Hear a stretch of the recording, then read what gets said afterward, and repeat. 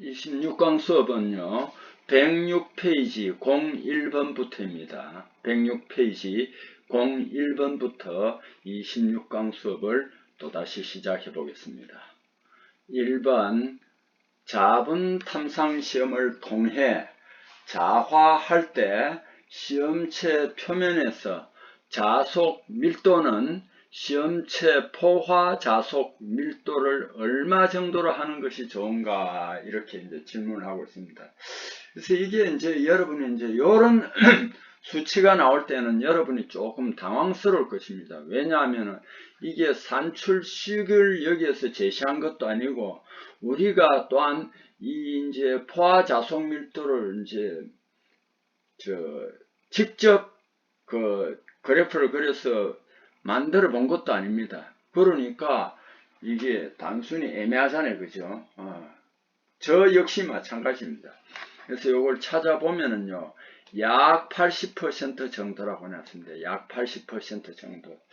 그래서 제가 여기 이제 조금 이제 미심쩍은 게, 이럴 때도 이게 조금 애매하단 말입니다.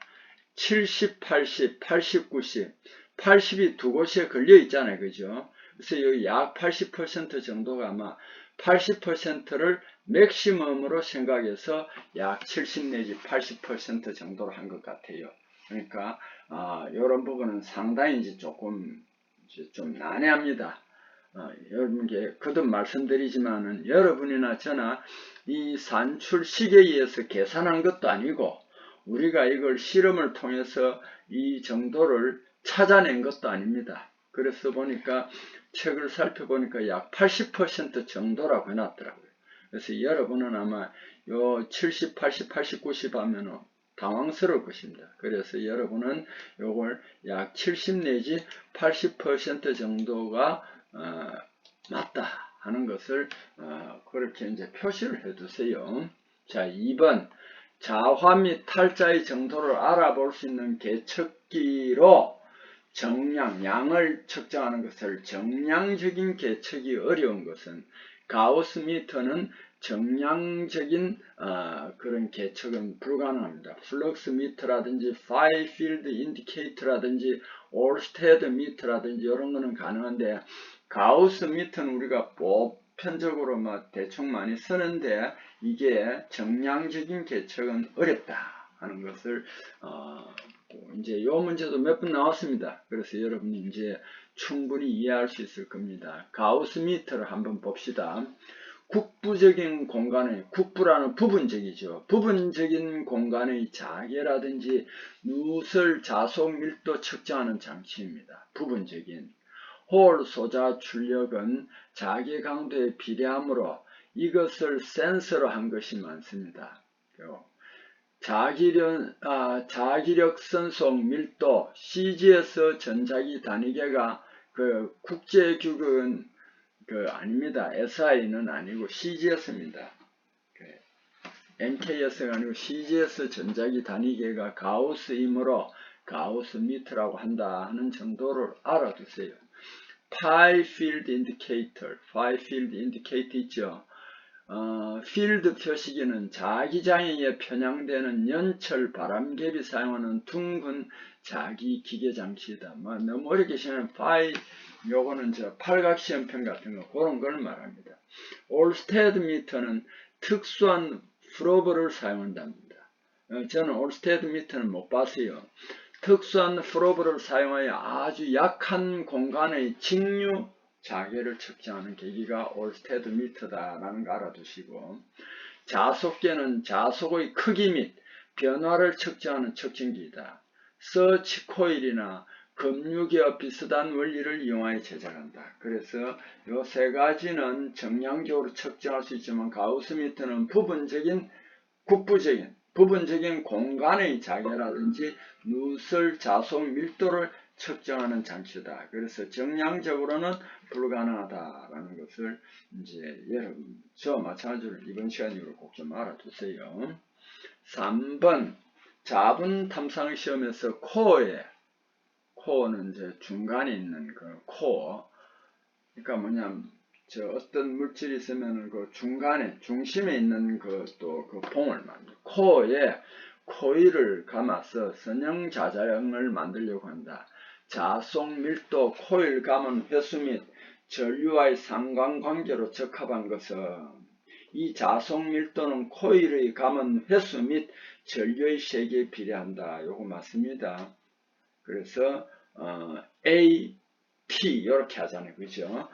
코일법에서는 AT라고 합니다.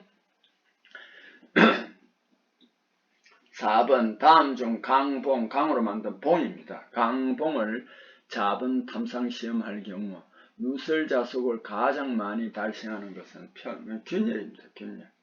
균열입니다. 표면 페인트는 말이 안 되고요. 봉, 굽힘, 자장, 반점도 아닙니다. 균열입니다. 5번 잡은 탐상 시험 장치를 사용할 경우 안전관리상 확인할 사항과 관계가 먼 것은 전기 회로의 저항을 측정해 줘야 되겠죠. 전기선이 떨어졌는가 하는 숏 서킷, 전기 단락 유무를 확인해야 되겠죠. 전력부, 전선 접속부에 대한 불량 여부를 확인해야 됩니다. 주상 변압기 용량을 확인한다. 이것은 좀 거리가 멀겠죠. 물론 이것도 확인하면 좋겠지만 이거는 규격이 딱 정해져 있습니다. 투자율 기호는 미우라고 그랬죠. MK에서 국제규격 단위 SI 단위일 때는 이 미우는 H/M이다. 그래서 우리가 요걸 알아두셔야 됩니다. 자, 그 다음에 자기 비파괴 검사 적용 시 단점이라 할 수 있는 내용은 검사체의 내부 결함, 불연속부 검출이 불가능하다. 그래서 이 문제도 이거 단점은 단점이잖아요. 그죠? 근데 이렇게 이제 또 내놨단 말입니다. 내부 결함을 못 찾으니까 단점이죠. 그죠? 불연속의 방향과 자속 방향이 평행한 경우 결함 검출이 어렵다. 이것도 맞아요. 단점입니다. 전기 접점으로 인해 시험체에 손상을 주는 경우 발생할 수 있다. 전기 접점으로 인해 시험체에 손상을 주는 경우 뭐가 발생할 수 있다는 겁니까? 그래서 이것도 참 결함 모양 시험체 내부에만 존재하여 육안으로 관찰 불가능하다. 그래서 저는 이 라나 가가 여기에서는 상당히 문제가 좀 있는 문제예요. 가도 사실은 내부 결함 검출이 불가능하니까 이게 단점이 맞잖아요. 그죠? 근데 이건 이제 이렇게 해놨는데 이 문제는 제가 보건대는 이거 이제 예상 문제로 냈는데 요거는 별로 그렇게 좋은 문제는 아닌 것 같습니다. 좋은 문제는 아닌 것 같다. 그래서 요거는 이제 시간이 되면 한번 좀 요걸 조금 고쳐야 되겠네요. 요렇게 합시다. 검사체의 내부 결함 검출이 불가능하다 하지 말고 가능하다. 이거는 아니잖아요. 아예 틀려버린 거예요. 불연속의 방향과 자속 방향이 평행한 경우 결함 검출 쉽다. 이렇게 하면 아예 틀려버렸잖아요. 그죠? 전기 접점으로 인해 시험체에 손상을 주는 경우가 발생할 수 있다. 그런데 요거 이제 요게 전기 접점으로 인해 시험체 손상을 주는 경우가 발생할 수 있습니다. 이게 프로드법 경우 같은 경우는. 그래서 이것도 좀 문제가 좀 없다. 발생하지 않는다. 주는 경우가 전혀 없다. 요렇게 해주면은 요거는 아예 틀린 문제. 답이 안 맞잖아요. 그죠? 가나다는 답이 안 맞습니다. 그래서 라가 여기에서는 맞겠죠. 그죠? 요런 식으로 문제 수정을 여러분 조금 해주세요. 이 문제는 이대로 나온 거로는 곤란합니다. 그래서 이 단점은 뭐냐면 자기 비파괴 검사의 단점은 결함 모양 시험체 내부에만 존재하여 육안으로 관찰 불가능하다. 내부에만 존재할 때 이게 단점이죠. 하여보다는 할 때. 요렇게 수정이 이 문제는 전반적으로 수정이 좀 불가피합니다. 자, 이 문제는 전반적으로 수정을 했습니다. 그래서 여러분도 이런 식으로 이해를 해주면 좋겠습니다. 자, 그 다음에 107페이지 6번 자분 탐상 시험에서 표면 결함을 검출 대상으로 할 때 주로 쓰이는 전류는 교류입니다. 7번 표면 결함을 검출하기 위한 각종 비파계 검사의 설명 중 적합한 내용은 자분 탐상 시험은 전도성이 강한 시험체 모두 적용할 수 있다. 아니죠. 침투 탐상 시험은 표면 개구 결함만 검출할 수 있고 강자성 재료에만 적용한다. 이것도 아니죠. 강자성 재료만 하는 게 아닙니다. 다 표청부 결함 검출에 적합한 비파계 검사는 자분 탐상시험, 침투 탐상시험, 와전류 탐상시험 요 세 가지가 대표적이다. 맞습니다. 자분 탐상시험은 결함에 의한 누설 자장에서의 자분 흡착 현상을 이용하며 비자성 재료만 아닙니다. 개구되지 않는 표청부의 결함 검출하기 없다. 요것도 아닙니다. 그래서 이제 7번은 다가 정답입니다. 8번 시험체 표면에서 결함까지의 깊이 측정에 가장 적합한 비파계 검사는 초음파 탐상 시험 중에서 펄스 반사법을 이용해서 탐상한다. 9번 섭씨 50도씨를 화씨로 환산한 결과 정확한 온도는 여기에 이제 계산식을 보고 여러분이 직접 계산을 한번 해보셔야 됩니다. 어쨌든 화씨는 섭씨보다 한 50도 이상이 높아요. 50도씩이면 122도씨입니다. 그러니까 여기서 70도까지 높아졌네요. 계산을 한번 해보시고. 자, 10번. 파괴 시험을 정적, 동적 시험으로 나눌 때 동적 시험은 피로 시험은 이걸 재료가 그냥 움직이면서 이렇게 이제 피로도를 측정하는 거기 때문에 동적인 시험이고요. 경도 시험이나 인장 시험이나 크리프 시험은 어떻게 이제 시험체를 고정한 상태에서 움직이지 않고 이렇게 하중을 가해서 이제 시험하는 거기 때문에 이거는 가다라는 정적인 시험입니다. 경사각 탐촉자에 플라스틱 쉐기를 붙이는 가장 근본적인 이유에 해당하는 것은 왜냐하면은 초음파할 때는 용접부나 비드나 이런 건 수직보다는 이렇게 경사각으로 해야 됩니다. 그러려면 탐촉자 거기다 각을 주려면 플라스틱 쉐기를 붙이면은 그 각이 나옵니다. 그래서 이 쉐기 사용 목적은 경사각 탐촉을 잘하기 위하여 부착합니다. 그래서 여기에는 보면 초음파를 시험체의 경사직에 전달하려고 플라스틱 쉐기를 붙입니다. 자, 초음파 탐상 시험 시 우수한 분해 능을 얻기 위한 어떤 성질을 만족할 수 있어야 하느냐 하면은 분해 능을 아주 미세하게 하려면은 주파수가 높여야 됩니다. 분해 작은 것까지 다 이렇게 분해 능을 얻기 위해서는 말 그대로 초음파 아닙니까? 그죠? 주파수가 높아야 됩니다. 주파수가 높아야 된다 해서 무조건 높은 게 아니고 금속에서는 주로 2에서 5MHz입니다. 2에서 5면 2MHz만 돼도요. 1초에 200만 번 왔다 갔다 하는 겁니다. 그러니까 그 자질구레한 것까지 다 분해를 할 수 있습니다. 분해능을 크게 할 수 있는 방안은 주파수를 높여야 됩니다. 신호 측정 방법은 장치 한계 성능을 나타내는 지표로 구별할 수 있는 가장 미세한 신호 차이가 분해능이라고 합니다. 이것도 이제 우리가 초음파를 자세히 안 배웠지만 이것은 아주 중요한 내용입니다. 그 다음에 108페이지에 형광 침투 탐상시험 특징 설명 중 틀린 것은 결함은 적색으로 나타내는 것이 아니고 황록색, 적색으로 나타나는 것은 염색 침투 탐상 시험입니다. 자외선 조사 등을 사용한다. 맞고요. 결함은 황록색으로 나타낸다. 맞습니다. 형광물질 함유된 침투액을 사용한다. 맞습니다. 12번 침투 탐상 시험에 이용되는 세 종류의 침투액에 해당되지 않는 것은 형광 침투액 F, 염색 침투액 V, 이원성 침투액은 이원성 형광 침투액, 이원성 염색 침투액. 이걸 하나로 분리하고 수지 침투액은 없습니다.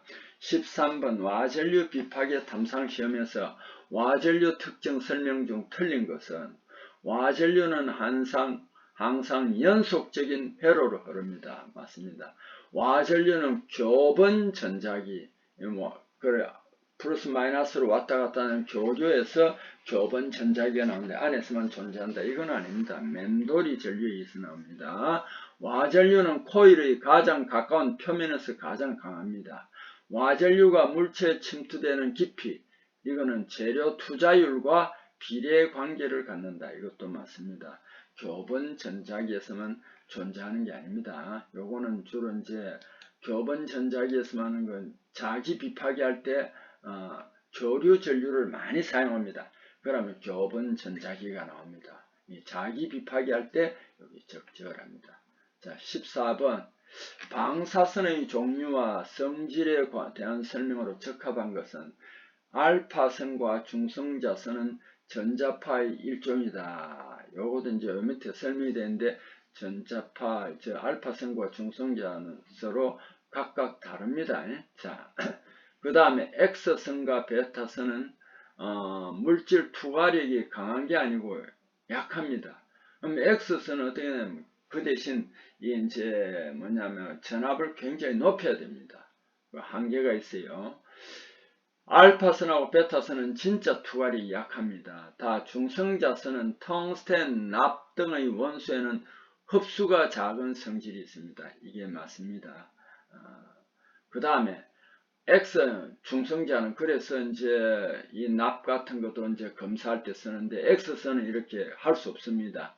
X선과 감마선은 물질의 원자 번호 밀도가 적을수록 클수록입니다. 흡수가 커져 투과하기 어렵게 됩니다. 자, 요런 게 있어요. 다가 맞는데, 자, 한번 봅시다. 중성자선이 지금 계속 나오잖아요. 중성자는 전하가 없습니다. 전자와 똑같이 입차적 성질이 있으며 파동적 성질을 가지고 있다. 중성자선은 원자로에서는 강력한 중성자선으로 꺼낼 수 있으므로 인공 방사선 동위원소를 만들 때 이용됩니다.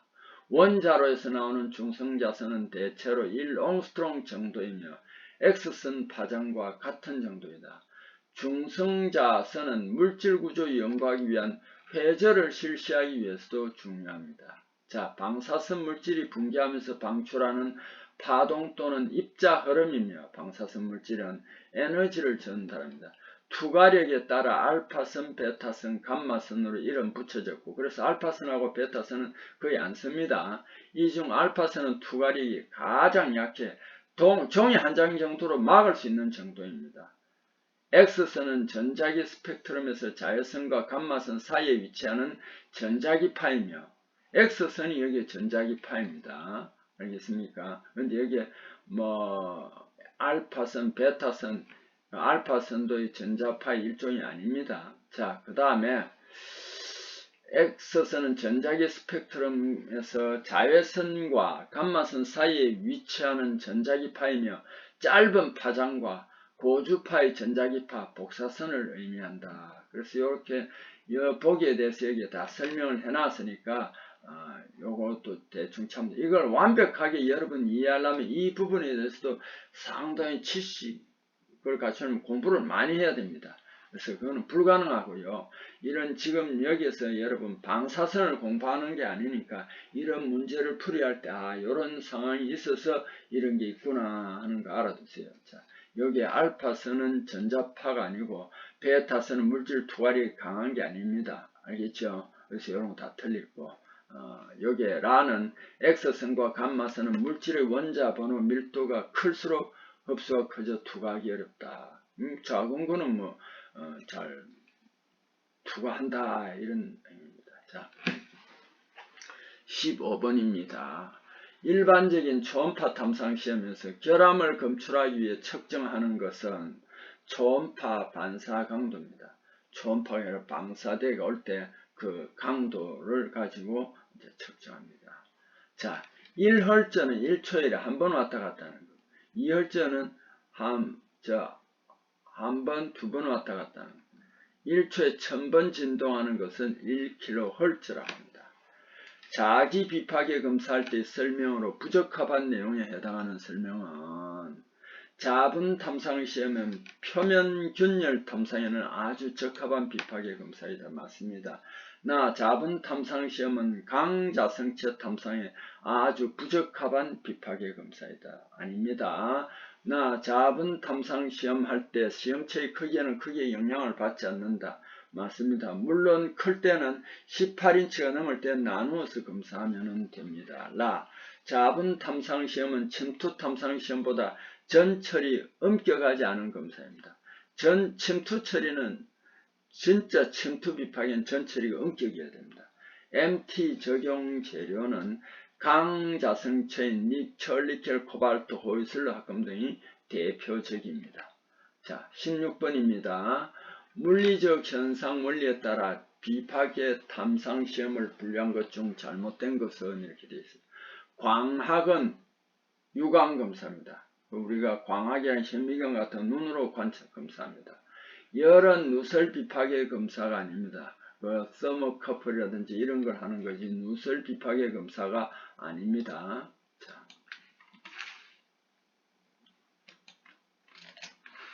그 다음에 투과는 방사선 투과 시험. 맞습니다. 전자기는 와전류 탐상 시험. 그래서 전자기 유도 시험이라고 합니다. 와전류 탐상 시험은. 누설 검사 한번 봅시다. 원칙적으로 압력차를 이용하여 비파계 검사를 적용한다. 누설 검사는 기체와 액체와 같은 유체가 시험체 내의 그 압력차에 의해 시험체의 결함 속으로 유체에 흘러 들어가거나 흘러나오는 성질을 이용한 것입니다. 자, 17번. 일반적인 비파계 검사 방법을 설명한 것 중에서 적합한 내용은 영접면을 절단하여 영접 상태를 알아보는 것이다. 그럼 비파계 시험이 아니죠. 파계 시험이 되겠습니다. 차후의 사용에 영향을 주지 않고 대상체를 시험하는 것이다. 그렇죠. 여기 이제 맞습니다. 대상체를 시험하지 차후에 사용할 때 아무 지장이 없습니다. 파괴를 하지 않기 때문에. 애칭이 부식이죠. 애칭 부식으로 금속의 결정 조직을 검사하는 것이다. 비파계 검사가 아닙니다. 이 조직 검사도 일단 시편을 잘라서 하기 때문에 이거 파괴 시험입니다. 굽힘 시험을 하여 굽힘면의 바깥쪽 균열을 알아보는 것이다. 이것도 파괴 시험입니다. 18번. 다음 중 시험체 주변에 압력차를 발생시켜 검사하는 비파계 검사법은 누설 검사입니다. 조금 전에도 한번 나왔죠. 19번. 시험체에 투과한 방사선에 대한 형광투시법의 단점을 설명한 것으로 적합한 것은 형광투시법이 위에 보지 말고 밑에 것부터 먼저 한번 읽어봅시다. 시험체를 투과한 방사선을 형광판이라든지 형광정배관, 요거 이제 하여튼 형광판이라든지 형광을 정대시킨 정배관으로 받아 바로 하는 게 아니고 여기에서 받아가지고 형광면 위에서 투시된 상을 육안으로 관찰합니다. 그럼 두 번 단계를 거칩니다. 이거 직접 투시법과 간접 투시법으로 분류합니다. 직접 투시법은 시험체를 투과한 형광판 위의 투시상을 직접 육안으로 관찰하며, 간접 투시법은 형광 정배관 위의 상을 육안으로 관찰하는 방식과 아니면 텔레비전 시스템에 의해 관찰하는 방식이 있습니다. 이 방법은 시험 결과를 바로 알 수 있고 필름과 약품이 필요하지 않고 암실 처리가 불필요합니다. 본래 방사선은 필름과 정감지도 있고 약품이 필요한데 이거는 불필요합니다. 암실도 불필요합니다. 자, 다 같은 그 방사선 시험인데요. 경비가 그러니까 현저히 절감되는 것 등 능률이 높은 점이 장점이나 상질은 직접 촬영법에 비해 약간 떨어집니다. 그래서 전문가가 아니면은 이건 판독에서 분석안에 조금 애로사항이 있습니다. 자, 이렇게 해서 이제 문제를 한번 풀어봅시다. 필름이나 현상제 등 약품이 필요하다. 틀렸죠. 그죠? 암실에서 작업해야 하는 불편이 따른다. 틀렸죠. 다. 방사선 투과 시험보다 미세한 불연 속의 검출이 어렵다. 맞죠?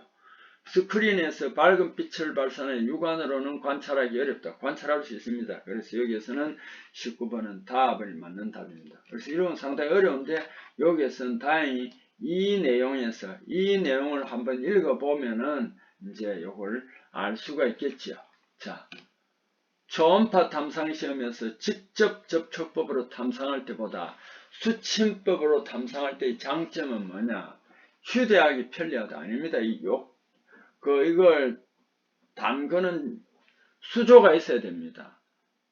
그래서 휴대하기 편리한 것이 아닙니다. 이 굉장히 크더라고요.